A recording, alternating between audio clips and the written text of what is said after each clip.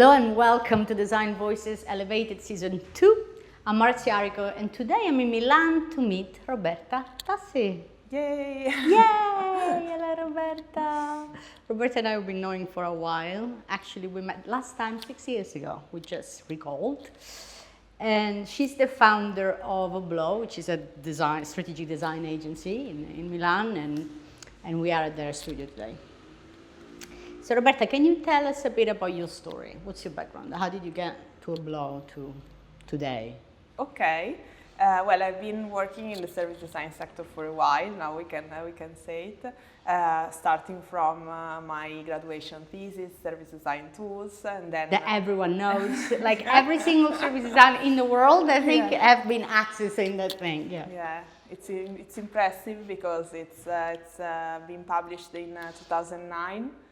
So it's quite a while. Yes, but still today we have a lot of visitors and people using it to learn about the methods and tools. And then I've been working in Frog for 6 years, and that's the moment in which I was working as a design researcher, service designer, so working on a lot of different projects around the world, we can say. And then in 2016 I decided to leave that job and with the idea of starting my own agency. And here we are. The project of Oblo started in 2017 and it slowly has become what is today. I didn't have investors or any type of financial support, so it's a type of project that grew organically, starting as a group of people, freelancer, basically working together, and then it became an agency. I'm really interested in this transition between being an employee in a large consulting firm and setting up your own business. This is something that is quite difficult normally for people to decide, okay, I'm going to leave my steady job with my steady salary, with this big brand, because Frog is a big brand, and I'm going to start my own thing on my own, basically. So how did you convince yourself to do that, and what were the reasons why that were compelled you to actually do that? Two elements. On one side, when I was working there in the last years, I felt that there was a gap in between the way in which I was perceiving my work and the value that I could provide to company and what was actually happening.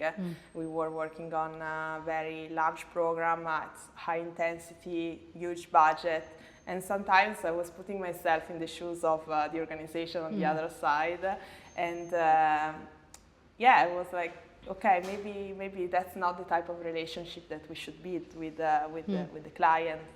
There are other values and a different way of perceiving also the economic value that I had in mind.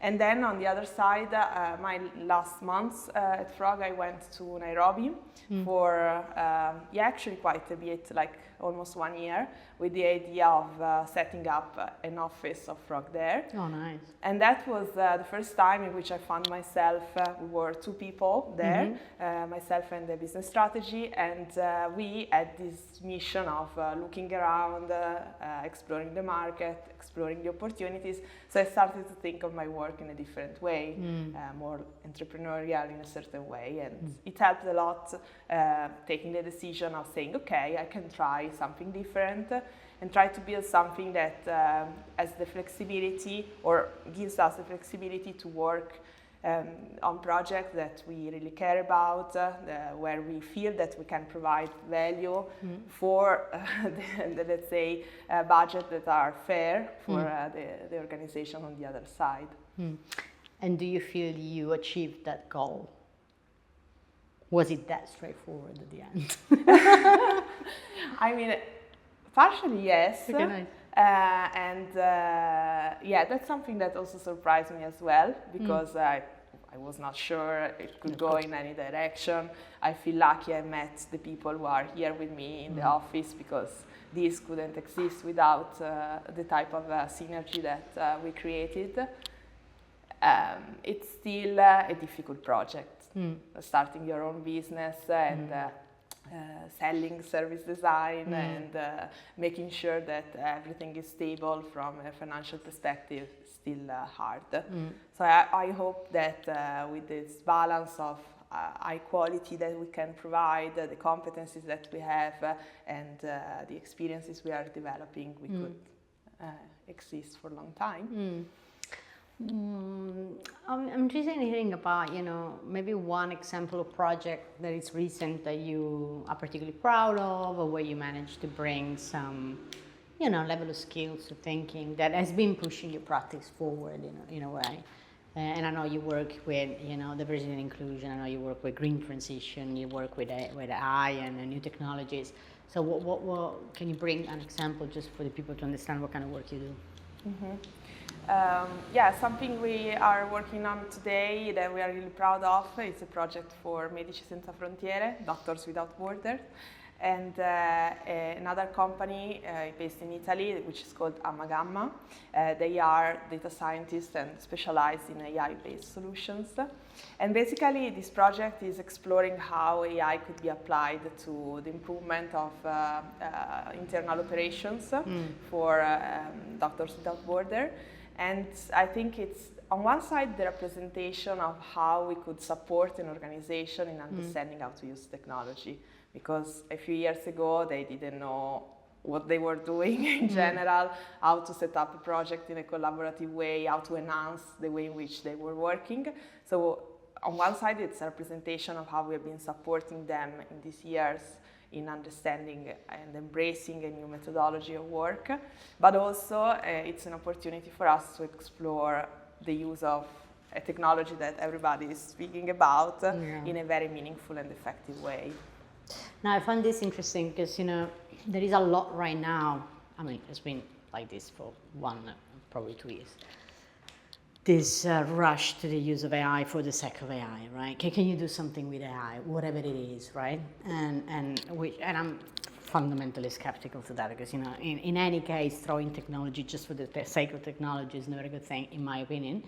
And so I would like to understand what's your perspective on that. What is your experience in that? Because it seems like that with Doctors Without Borders, you are, really tackling a problem using technology. Exactly. So it's more like understanding first what is the journey, the process, the problems that they are experiencing, and then starting to think of how technology, and AI specifically in this case, could maybe automate certain aspects or inject something completely new. Like in this case, we are doing something that is completely new and enriching the way in which they take decisions around their operations in these days. So I think this is, I absolutely agree when you say, I'm also skeptical about this idea that everybody now needs to run after this new thing. But if you start thinking of it as an enabler, exactly as we were doing with the digital a few years ago, then things obviously change. And also I think organizations underestimate how much they need to be prepared in order to take this new innovation in. And there was a huge work of preparation before, like we started 1 year ago to discuss about this project. We mapped all the process and the existing pain points. We engaged all the stakeholders that would be somehow affected by the algorithms. So at the end, they were all on board when we started to discuss the solution. And this helps a lot because now they are participating in the development and shaping this solution that at the end will change their way of working. Yeah. And what do you think is your role in this context as service designers to really help organizations bring in and absorb these new technologies for a specific outcome? I think this is similar to what we saw with digital transformation. Organizations were trying to embrace the new technology and introduce new digital touchpoints. And in the moment in which you do that, you understand that you need to adjust things all around and also the processes behind. And this, I think, is even a stronger need when it comes to technologies that could be really like changing the nature of the work. like AI applied to what people are doing and the way in which they are delivering a service. So at the end, the value and the role of service designer is always to have that systemic perspective that is on one side understanding the human behaviors and obviously engage them in the process, engage people in the process, but also understand related aspects that could be impacted and make sure that you are really having this systemic perspective. So fundamentally the role doesn't really change, it's just a new context. Exactly. Okay, I would like to ask you something about, what is the one moment in your career that changed everything for you, that represents like a pivotal moment for yourself? It's okay, you can think about it.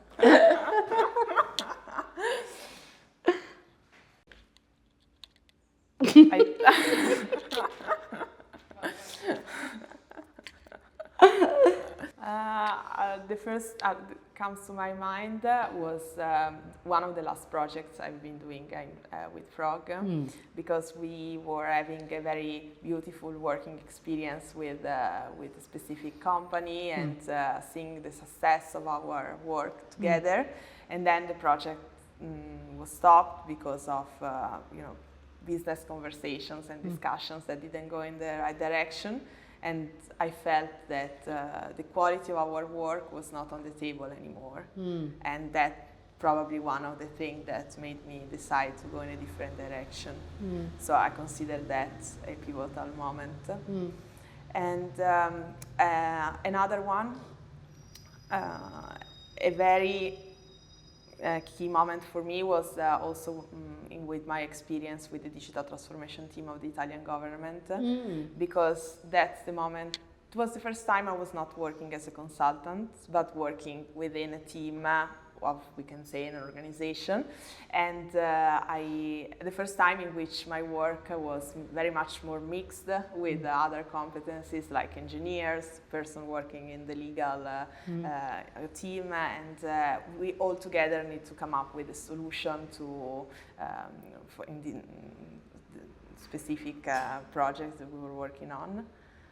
I think that was a moment for me to understand a bit better the relationship in between design and other elements.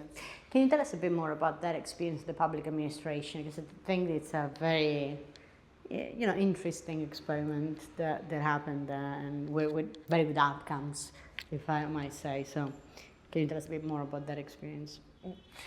It was the digital transformation team of the Italian government was a temporary, in a way, team of people were called by also other fields to basically for the first time approach the public sector and bring innovation in the public sector. So there were people who were working at Google, Amazon, all around the world who came to Rome to start this project.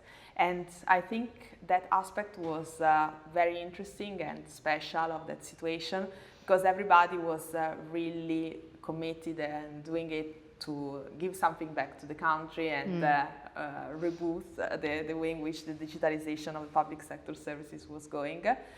So we were basically starting from zero in front of an enormous amount of things that we could do.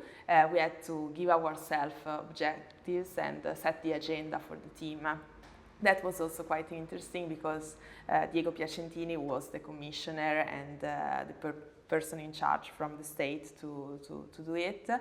He was always telling us that we didn't need to run after the other institutions and agencies and people working in the different ministries, but we had to set the direction and then the other people would follow. And that was something that still today I think about it when I'm working with specific organizations and companies, because it was key to develop successful solutions, not to lose energies behind, approaching INPS, which is the Italian tax agency, but more deciding a vision for citizen-centered services and then have the other players joining. One of the projects we developed in this way is an application called EO, which is the application for all Italian citizens to access public sector services, and I think it's something that was absolutely impossible to imagine in that moment, and I also have been in situations in which I was presenting the project, like public sector forums or situations like that one, and people were absolutely skeptical about the possibility to see it come to life. And I think at the end it did, because of a variety of reasons, including the fact that we were managing the whole process in a very open and participatory way, based way. So there were citizens participating to the testing sessions, people working in the parliaments were engaged in demonstrations of what the application could do, public software houses that were called together with the administrations to help shaping the back-end processes. So I think for me that's a representation of how, when you want to do a super disruptive project, the engagement of all the different players, thanks also to our methodologies, could make the difference. Nice. What is the one learning that you treasure out of that experience in the public sector and, you know, with all of these different people? I think it's really not being scared of showing what is happening behind the scene. The scene. Yeah, really. So being very open in the way in which we share our process, what we do, and we bring people in. Yeah. So sometimes I have the discussion also with my teammates. Maybe we are working on a draft of some, you know, on some project files or on a board, and they tend to create a version that we share with the company and the version that we use as draft, and I'm like, no, let's just share what we are doing. And in general, I think transparency in this sense and being open about your process is something that can generate trust. So try to apply it more. Nice. Okay. You know, you've been working in Italy for most of your career, so you have a very in-depth understanding of what is the market for design here in Italy, and I'm really curious to understand how do you see the market changing and where is it at today? Yeah, difficult moment.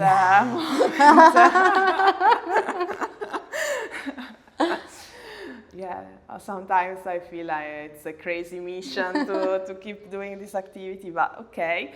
Now, I think when I started to work in service design in Italy in 2010, there were just a few players using this type of methodologies and using this type of approach. And when companies were engaging these few players, there was always this, special relationship that we were generating, a lot of interest. Then I think there was an explosion, obviously, an industrialization of our methodology. We have been seeing courses of user experience design, masters in service designs. We have been also teaching in a lot of classes, a lot of new players, a lot of companies working more in this way. And now we are in a moment in which we are in a new wave compared to that moment. A wave in which I would say there is a bit more of, reconsidering the way in which companies use design. And I think on one side, because they internalized a lot of roles, and so maybe you tend to work less with the agencies. There was also a big wave of acquisitions of design studios from consultancies as everywhere else in the world. And I think now there is a more quiet moment because a lot of companies who have been trying these methods and trying to really integrate service design methods. I think just a few were able to really succeed, or maybe no one. So I think everybody is a bit asking themselves, okay, but what is the value that this is giving me? Why should I keep integrating or embedding these competencies, what is bringing me. Why do you think they should keep doing that?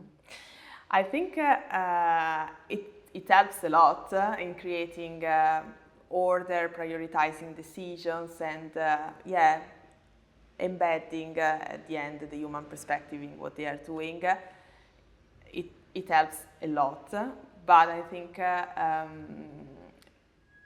what has been happening over time is that if you try something maybe that is just a reduced project, just maybe applying design thinking to what you are doing, or if you try something without creating the cultural context around it to be able to use it fully, and then maybe the results are not the best ones that you were expecting, then I think you lose a bit of trust in the method, in the process, or you just keep taking your decisions based on other type of elements. And so what would be your advice to this type of players or companies that have been trying to use design, maybe not in the way you would do it, failing at it, or maybe not seeing really a lot of value? What would you advise now to do? I think there is always this idea that the service design, in particular methodologies, is like a scientific method, something that you can buy as a process and say, okay, I will adjust my journey thanks to service design. Yeah. But then what actually happens is that the personal component of the designers in the team and also the type of relationship that they develop with the people working in the organizations is still very crucial. And so I think my advice would be to think carefully what type of people you are involving in that type of transition, because at the end, a project that I would follow, I would maybe do it in a way that is different from the way in which you would do it, and maybe the results will be also different. So it's a synergy that you need to create in between the people who are already working in the business, the designers, and those are personal relationship in a way. Okay, now a difficult question. How do you envision the future of Oblo as going forward? So how do you imagine this company being in 5 to 6 years' time?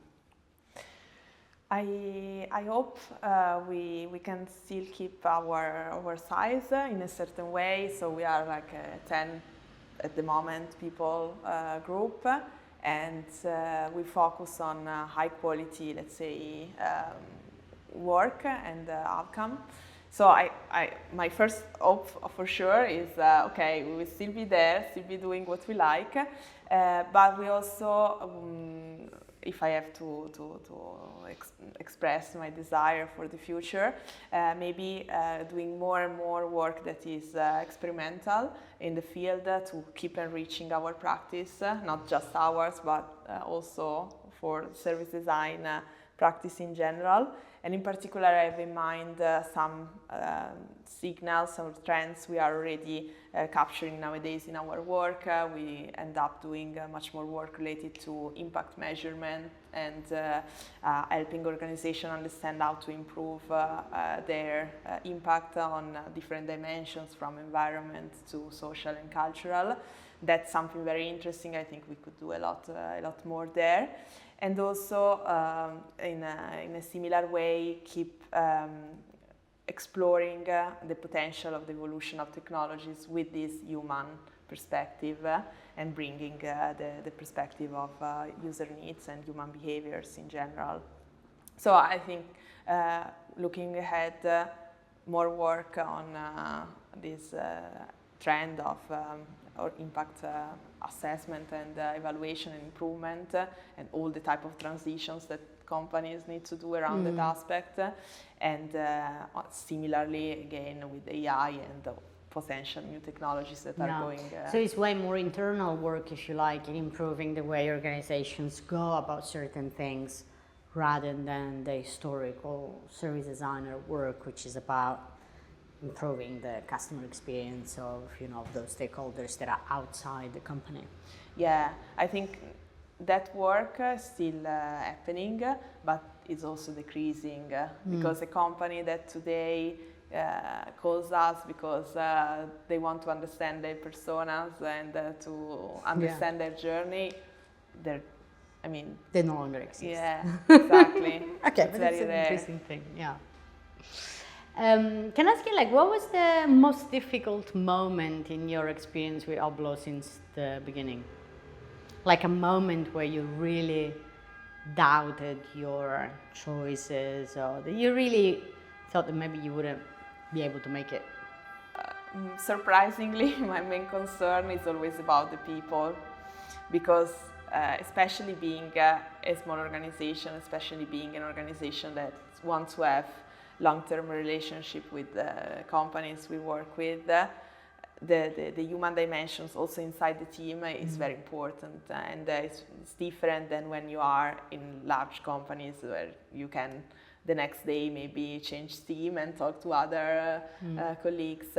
So here we need to really take care of the personal growth as professionals of everybody, and also the dynamics inside the team, and make sure that everybody is having the possibilities and opportunities to develop their career in the way that fits their need. So I think this is a challenge because it's something I haven't experienced before. I've been always part of large groups, so I have to find my way also to approach it. And I'm very surprised that I'm answering this way, because obviously there is that moment every day in which you just have your concerns related to the amount of projects that you have. You know these things better than me. Of course. But if I have to prioritize, people is more difficult. Okay, I have one last question, which is about your hope for design and the design community going forward. Something I've been recently found myself thinking about is that I feel as designers we always have to kind of demonstrate our value. So my dream is a moment in which we can that is no longer needed. Explaining. So sometimes I'm thinking, okay, I'm a doctor. People recognize I'm a doctor. I'm doing my job. Finished. For designers, I think there is always this, we are always in that situation in which we need to explain what we do and to find our position with other people that have more maybe power in taking decision around the project or the product we are working on. So my biggest hope is that we find a way to, reach an established role where people around us recognize the value of that we can provide, and maybe familiarize more also with the type of language that we use, the methods that we use, so that we have more common ground with other roles. And it's not always that we have to, run Make after the other. Okay, well, thank you very much, Roberta, for your thoughts. No, it was thank you. a pleasure to have you in the show. And see you next time. Ciao. Ciao. Thank you for watching this episode. If you have enjoyed it, please share it with your network. Design Voices Elevated is a short video series aiming to provide a stage to underrepresented design leaders to inspire new reflections and conversations. My name is Marcia Arico. I'm a strategic design consultant, design leadership coach, public speaker, and author. If you would like to follow my work, please subscribe to designmavericks.substack.com. See you next time.